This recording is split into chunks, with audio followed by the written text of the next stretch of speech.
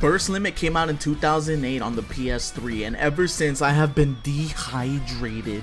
I've been crawling with broken bones, hoping Burst Limit 2 was ever going to be a thing. The game was groundbreaking on its release, and I'ma say it, the best opening cutscene in any Dragon Ball game ever.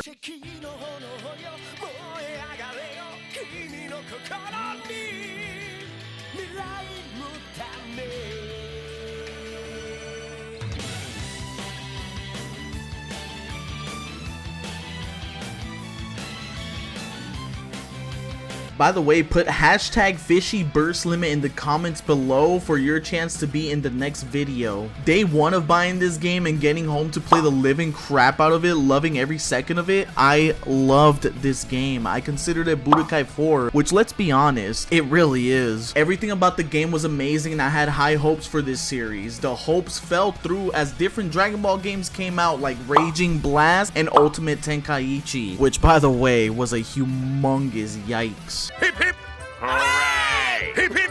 Hooray! Hip hip! Hooray! Hip hip!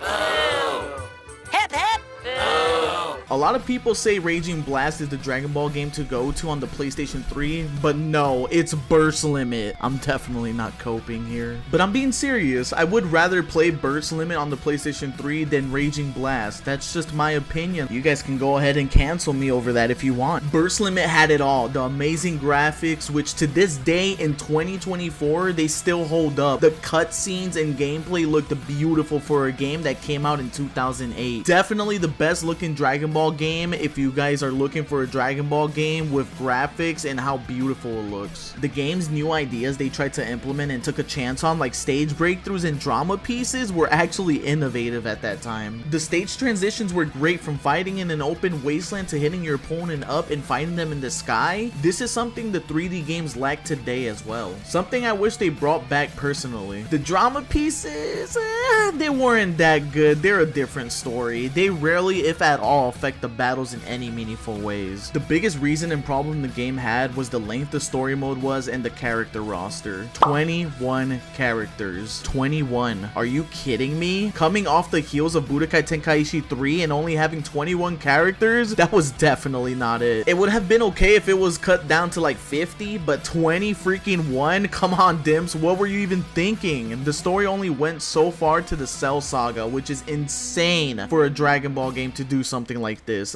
Only to the Cell Saga? Are you kidding me? Cell Saga. That's where it stopped. Honestly, I only could have seen this working maybe if they had plans for a Burst Limit 2 and extending it like the Budokai series did. You know how Budokai 1 only went to a certain saga and then in the second one they added more, like the Buu Saga? If they did that with Burst Limit, holy. They didn't even do that though. They just went up to the Cell Saga and that's it. I do feel like the two things, being the character roster and the story mode, severed this game tremendously. With no characters like Adult Gohan and any of the fusions only going up to the Cell Saga, it's no wonder it failed, let's be honest. Burst Limit is a great game to sit down and play, but the fact of the matter is it failed to fill in the gap the PS2 Dragon Ball games left. But what do you guys think about Burst Limit? Did you guys like the game? Did you guys not like it? Let me know in the comments below. Make sure to sub and like, and remember always, keep swimming and right hand on neck.